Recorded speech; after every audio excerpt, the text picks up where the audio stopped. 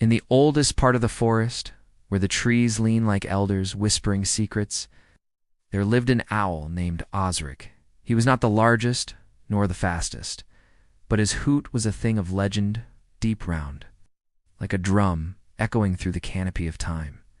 Every creature knew the rhythm of his voice. It was the clock of the night, the hymn of dusk. When Osric hooted, the forest breathed. Mice paused mid-run. Foxes lifted their heads. Even the wind shifted as if listening. But what most didn't know was that Osric didn't hoot for attention. He hooted for one reason only: to speak to her. Her name was Alira, and she had flown with him every night for 6 winters. 8 calls. Don't speak of such things with flowers or poems. She was simply his skite-wind, his echo, his equal. Together, they mapped the stars in silence. Together, they hunted without greed, shared without words. And then one night, she didn't return. There was no sign of feathers, no trace of fox or snare, just absence. The kind that wraps around the heart and squeezes until sound can't escape. Osric waited. One night. On the third, he hooted once long and low, a call not of territory but of longing. No reply, and something in him cracked. The hoot, once easy as breathing, now caught in his throat like ice. He flew, yes. He hunted, yes. But the hoot, it stopped. Creatures noticed. The squirrels whispered of curses. The deer grew restless. The forest, used to the owl's song, began to feel off balance, like a violin missing its bow. And Osric. He perched on the same branch each dusk, watching, waiting, silent, until something strange happened. A fledgling, a little tawny thing with nervous wings, landed beside him and asked the question no one had dared speak aloud. "Sir, why don't you hoot anymore?" The question lingered in the air like mist, delicate and heavy. The fledgling eyes, wide and trembling, fidgeted on the branch, unsure if he'd broken something sacred. Osric didn't answer at first. His eyes, golden and deep as ancient wells, stayed fixed on the horizon, where stars blinked like memories. The silence stretched until it bent, then finally Osric spoke, not with grandeur, but with the weariness of someone who'd carried the sky too long. "Because the forest didn't listen," he said. The fledgling tilted his head. "But I'm listening." Osric blinked slowly. "Yes, but you are not the forest. You are hope." The fledgling did not understand, but he stayed. Every night he returned. Never asking again, just perching beside Osric, mimicking his stillness. And the forest noticed. The branch stopped creaking. The wind softened. Even the leaves turned quieter, curious. But one creature did not like the quiet. Not at all. His name was Marvaca Martin, with sharp teeth and sharper thoughts.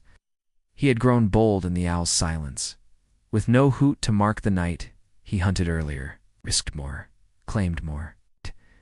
To him, the owl's voice had been a boundary, and now the map was open for conquest. He saw the fledgling as weakness. A new owl with no song, his easy prey. One twilight, while the sun still stained the sky in copper and regret, Marvac crept onto the branch. The fledgling didn't notice. Osric did. His feathers ruffled, talons flexed, but still he made no sound. Marvac grinned. "Old bird," he hissed, still playing statue. Fledgling trembled. Osric's eyes narrowed. "You missed your mate," Marvac teased. "That's what they say. That she left you for the river wind." And then Osric moved. Not loud, not violent, but swift. He stood between Marvac and the fledgling like a winged wall. And in that moment the forest remembered who he was, but still did not hoot. Marvac bared his teeth, confident, cruel, certain that silence meant surrender. But Osric was not frozen, he was focused. Every feather along his back lifted in slow defiance. The fledgling stepped back, heartbeat echoing louder than any sound. Marvac lunged, but Osric was faster. He didn't strike with talons or beak. He moved with presence alone. A sweep of wing, a shift of air, a stare that reached into marrow. Marvac faltered. Something ancient, something forgotten, gripped his spina. Fear not of death, but of reverence. He hissed, stumbled, and vanished into the underbrush, swallowed by his own shadow. The fledgling exhaled. "You didn't even touch him," he whispered. Osric turned, eyes soft now. Sometimes, silence is the sharpest sound.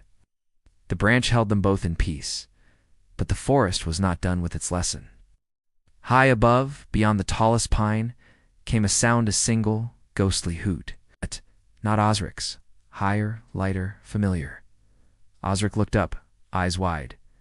The fledgling followed his gaze. And there, silhouetted by moonlight, wings open like a promise, was Illyra. Older, tired, but real.